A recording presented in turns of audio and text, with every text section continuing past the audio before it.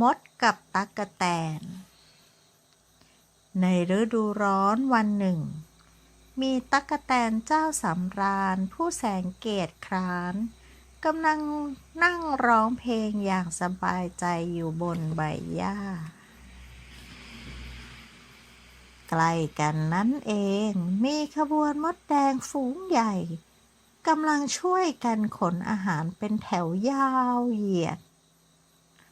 เอ้าเร็วพวกเราขนกันเร็วไว้ตุนเสบียงเก็บไว้กินได้ตลอดปีตั๊กแตนเห็นอย่างนั้นจึงหยอกเย้าว่าเฮ้ยพวกเจ้าจะรีบร้อนกันไปทำไมอากาศดีๆอย่างนี้น่าจะหยุดพักแล้วมาร้องเพลงกับข้าสักเพลงนะแต่ฝูงมดแดงก็ไม่สนใจยังคงมุ่งหน้าทำงานกันอย่างไม่หยุดหย่อน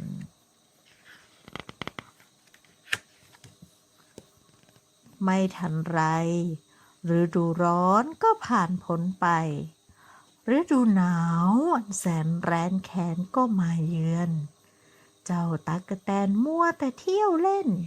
จึงไม่มีอาหารเก็บไว้กินในหน้าหนาวเลยสักนิดเจ้าตั๊กแตนไม่มีอะไรตกถึงท้องมาหลายวันแล้วแม้มันจะพยายามเดินเสาะหาอาหารเท่าไหร่ก็ไม่พบมันนึกถึงฝูงมดแดงที่ตุนเสบียงอาหารไว้มากมายจึงสมสารผ่านความเหน็บหนาวไปหาในที่สุดเจ้าตั๊กแตนก็เดินโซซัดโซเซมาถึงรังของมดแดงมดแดงเพื่อนรัก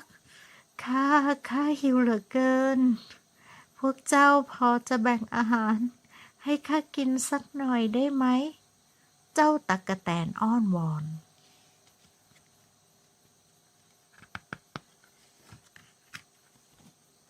เมื่อมดแดงเห็นสภาพตั๊กแตน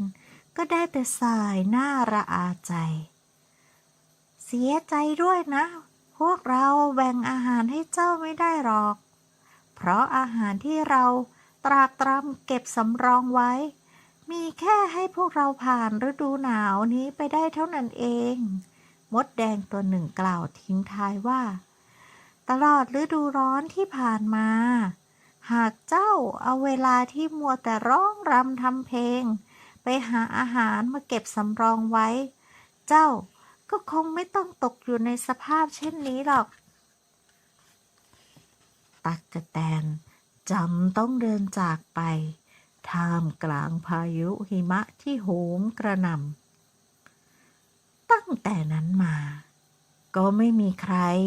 ได้ยินเสียงเพลงของตั๊กแตนเจ้าสำราญอีกเลยนิทานเรื่องนี้สอนให้รู้ว่าจงเตรียมการล่วงหน้าเพื่อไว้ในยามขัดสนจบ